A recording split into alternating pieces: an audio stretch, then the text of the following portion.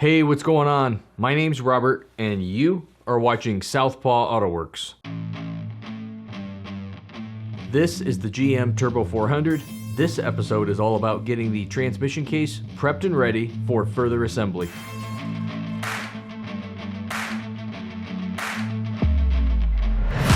Without further ado, let's get this show on the road.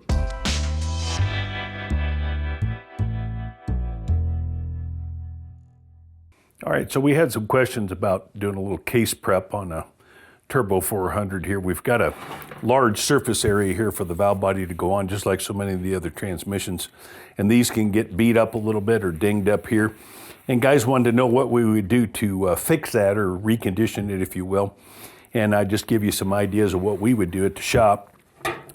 Normally what I would do on motion is to just use my large file, and I would simply run it over the case just to see if we've got any high spots, any damage to it there, and just do this kind of number real quick. If we've got additional damage that we see below the surface here, dings and so forth, scratches or whatever, we don't have to be too particular. One area of concern for me is always right here in the middle of these three holes, and that's because that's where your center support bolt goes. And guys trying to cram a socket down in there, and they'll kind of mess up that area right there. So I always run a file, and any of these shiny spots you can see are the high spots that we're concerned with. So I'd run a file over it, and then if I had other concerns and wanted to spend a little more time on it and clean it up and make it even prettier and nicer there, then what we would do is use one of these sharpening stones or honing stones. And what we would do is use this with some oil, tranny fluid or otherwise, and we would simply run this over that surface and work that for a while, back and forth, all different angles, just like you would with a file. You don't want to work in one area in one direction all the same time. You want to just keep moving it around.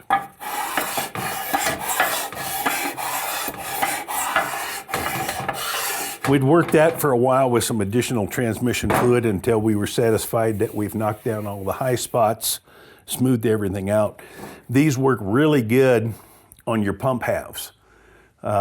Check them for warpage, check them for high spots and so forth. Same thing, I set the pump down in the solvent tank, simply run the solvent over it, the transmission fluid over it, and just work this baby around the pump itself.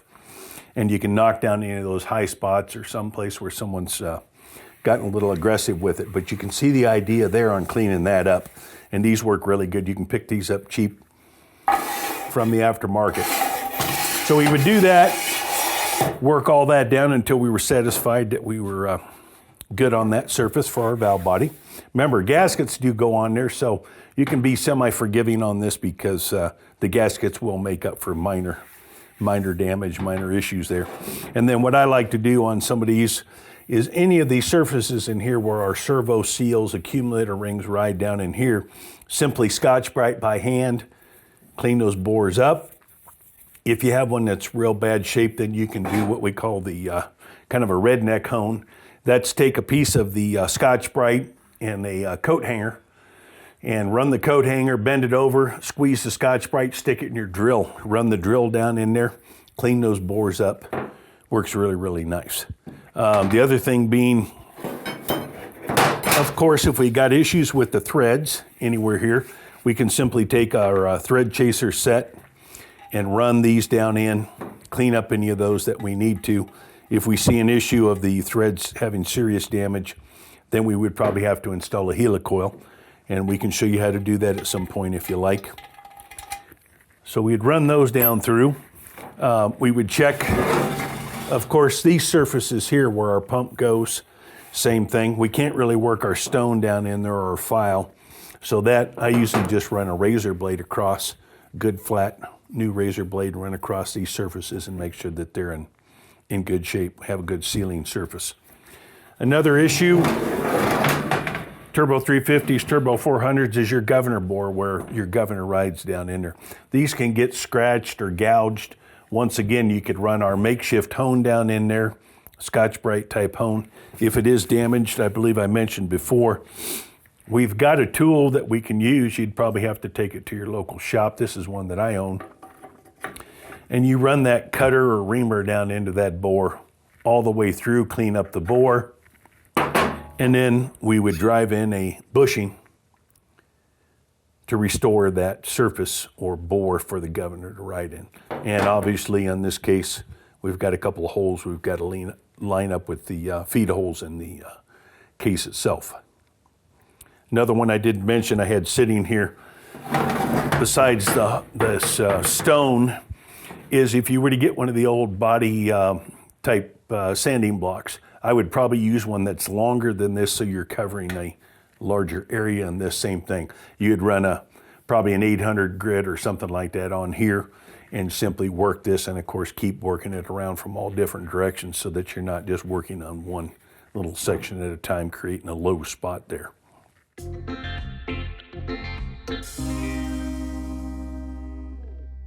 Real quick, if this type of content is adding value, please let us know by hitting that like button.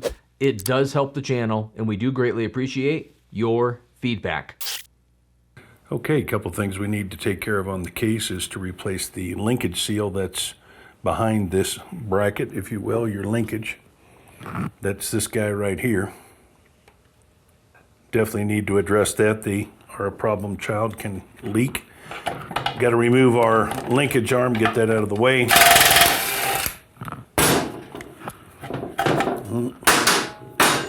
Now, two different ways we can go about this. If you're lucky enough to have the extraction tool, which is this guy here, we can do this from outside the case. We simply slide it over the linkage shaft. We take a wrench, put it on the tool, and as we rotate that, we tap on the end with a hammer. This little tapered end on there will grab a hold of the seal in the case. Once that's in there, it's got a hold, thread the bolt in, and that'll extract it. Never have to take any of this linkage out of there. But I want to show you the way that most of you are going to have to do it because you're not going to have this tool, okay? Handy to have, but not a necessity. What we're going to do is come in here and remove the pin that holds the shaft from walking back and forth in the case, all right? So, nothing more than a nail that holds that in place. Get that out. Then we've got a nut on the inside of the linkage right there we've got to take off. All right.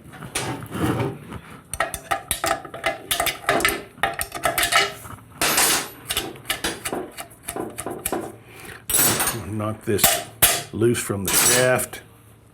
Okay.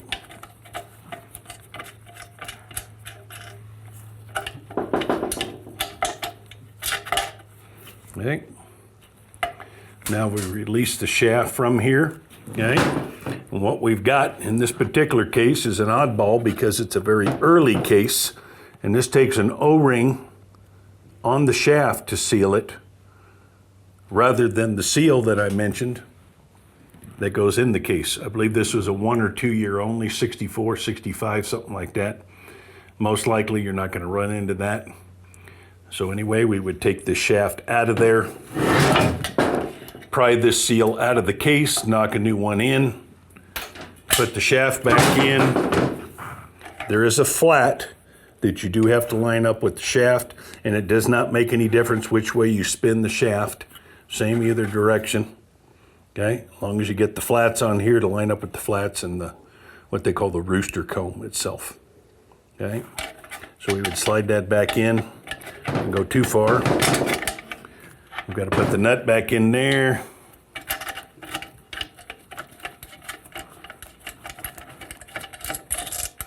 There we go.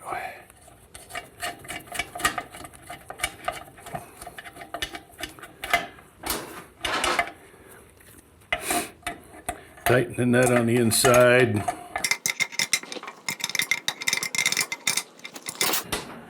Then move the shaft in until the linkage pin will go in place for your locator. Like I said, that keeps that from moving side to side too much. A little side note on this pin, this nail, okay? What holds that in is once the front pump is installed. If you're handling the case on the bench, you want to make sure not lose that nail. What some guys will do is just take a screwdriver, come in here, bend that a little bit so that when you're handling the case or running it through the cleaning machine, it doesn't fall out on you. One other thing we need to address is the case connector, plastic case connector that sticks through. That allows your connection from outside the trans to the inside for that detent solenoid, okay? This has some fingers on it that expand, that kind of lock it into the case. What works pretty good is about 11/16 box end wrench slid over the inside of the connector to compress those fingers a little bit, okay? And then grab the outside with a pair of pliers or vice grips or something, pull that out. That's what we were doing. We were compressing those fingers right there to allow it to slide back out of the case. So, take the O-ring off, new O-ring on there. Notice it does have a notch to locate it, all right? And that corresponds with the case. Put that back in there, snap it in place. One last thing we want to look at. All your transmissions have a vent so they can breathe properly. The vent on this one comes right here, comes out on the side top of the case itself. This one happens to be broken off. Okay. You can still buy the replacement vents, okay? And that's what it would look like if it were actually in the case itself. What we would do is a pocket screwdriver or a punch or something, work out that broken piece, shove it right back up through the case, and the new one simply installs down in the hole there. We just take the end of the hammer or something, tap that down into where it's flush, and that's what it would look like installed in the case.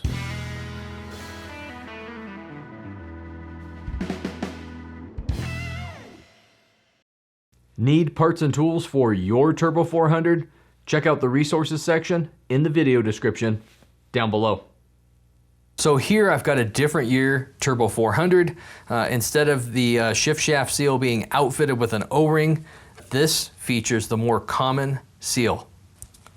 So in this short segment, I want to share what it takes to get this one disassembled and gain access and ultimately replace the seal without any fancy tools. And I also want to include a pro tip that's not only going to make disassembly easier, but it's also going to prevent damage to the transmission. So a lot of this will be rinse and repeat, starting with removing this finishing nail. Like Andy said, that helps to locate the shaft. Now it's able to move a bunch, which gives us some more room to gain access to this nut right here. 9/16 open end wrench. Actually, I need to rotate this, which is going to block your view for just a second.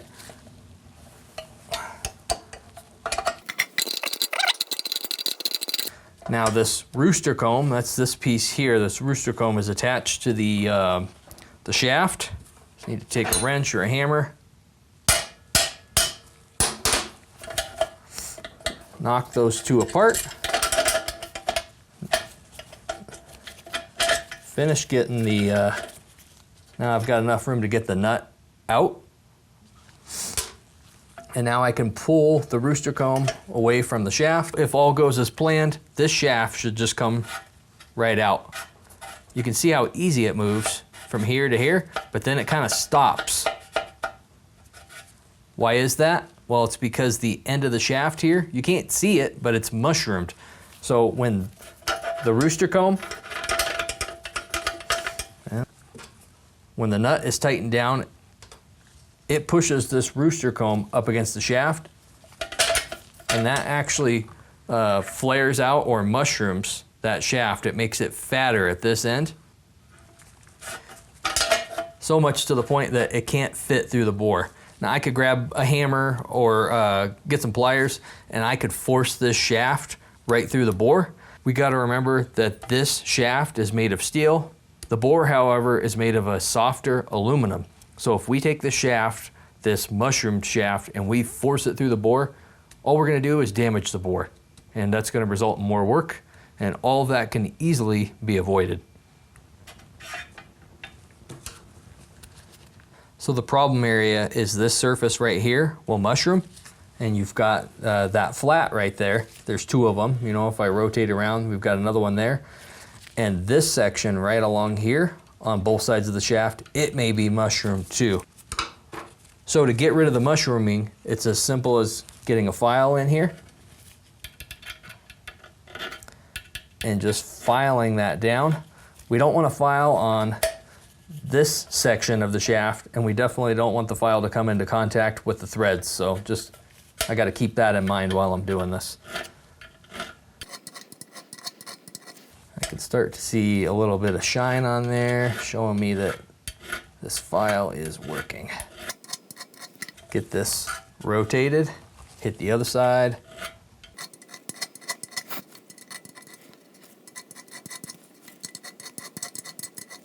And then I also want to address this edge.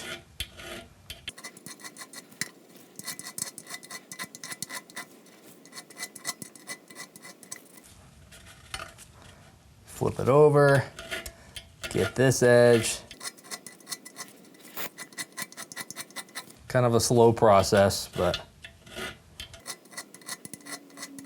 And then grab some brake parts cleaner. Clean some of that metal off. So if all goes as planned, the shaft should come out with very minimal effort. So the areas include this edge right here, and even down onto the shaft a little ways if need be. Let me rotate. This thing will rotate. And this edge right here, and again down onto the shaft a little ways if need be, and I had to do that actually to get this one out. So with the shaft out, we now have access to the seal. Now we can easily gain access to the back side of the seal with a flathead screwdriver. So I'll take the tip of the screwdriver, push it into the rubber on the seal, and I'm actually getting behind the metal part of the seal. And then it's just a matter of prying the seal out. Now that we've got the seal out of the way, we've got to get the bore cleaned out with a little bit of brake parts cleaner. While I've got the shaft out, this is the best time to get the external end of it cleaned up. I'd start off by taking this over to the wire wheel and knocking off the majority of the crud, and then I would follow up with some emery cloth or some brand new Scotch-Brite to dress it up even further if need be. Up next, we got to get the seal installed into the case. Get this thing moved so it won't walk all over the place while I'm hammering on it. So I've got the new seal here. We'll set that into the bore. Grab my tool. Of course, I could just use a socket of a similar size. Hammer.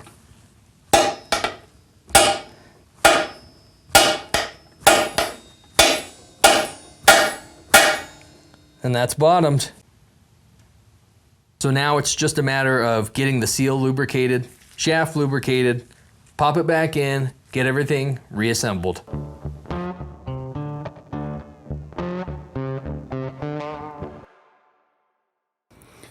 I mentioned the case bushing in the back of the case. I'm going to replace with the updated one. I would have that already installed, and of course the washer that we mentioned, we would put some assembly glue on that, stick it to the bottom of the case, make sure it lugs in place so it does not spin inside there. Okay. One last thing to mention, between early and late units, I don't remember the exact year, if you come across this little skinny snap ring, very paper thin snap ring, I think it's like 60 thousandths or something. Okay. This was a running change made on turbo 400s. Okay. This is a extra support, if you will, that rides underneath the center support when it's installed in the case. Okay. They had a problem with the center support itself rocking or moving inside the lugs of the case and wearing into the aluminum itself because it's set against the aluminum case. So they updated it and made this thinner where the lugs are, added the snap ring, okay? So if yours has the earlier thicker lugs and no snap ring, you can get another center support in the snap ring and upgrade it. I would recommend that, okay? So that little snap ring is going to go in the bottom groove down here in the case, okay, before we assemble our gear set or anything else down in the case. So I want to put that back in place.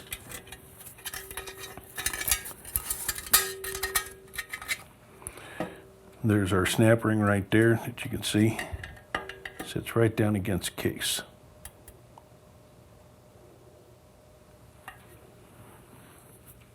Next on assembly for the case itself is we need to install the rear band known as the low reverse band. Notice the difference, okay? 2 lugs on this side, 1 on the other. This is going to be what's known as the anchor side of the band. That's going to anchor to the 2 lugs that are in the case itself. This will face down towards the valve body, and that's where the apply pin comes in to squeeze the band against the case. So we're going to drop this in. We're going to angle it to get it started in the case, and then we've got to work it down in there because it's a big, thick, heavy band. Takes some doing. We'd take a screwdriver, work it until we get her hooked to the lugs in the case and know that it's seated in there properly. Okay, so we've got the band kind of started down in there. We've got to work it. I usually use a screwdriver or small pry bar and just keep working it around. There's a couple of steps on the case that you've got to get past. Oh, we haven't got the lower part of it past there yet. I'll straighten it out just a little bit. Okay. Okay, we're getting closer. Get her down just a little bit further. There, I think we dropped. No, we're pretty close right there. So I'm not quite into the lugs on the case yet. So what I like to do is come over here to the servo hole, okay, put my screwdriver in there, catch the lower lug, push on it. You're squeezing the band just like it would be in operation. And then I kind of wiggle it around a little bit there, get her centered, make sure she's seated against those lugs right there. Otherwise, when we go to drop in our gear set, we're not going to make it past that band because it's kind of a tight squeeze in there.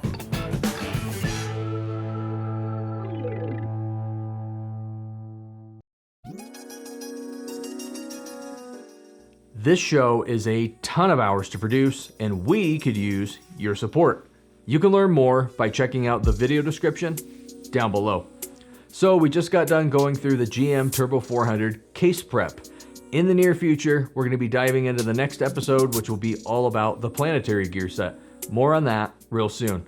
Hey, if you haven't done so already, be sure to subscribe and hit that notification bell too, so you don't miss out on any upcoming videos. Once again, my name's Robert, and I will see you next time.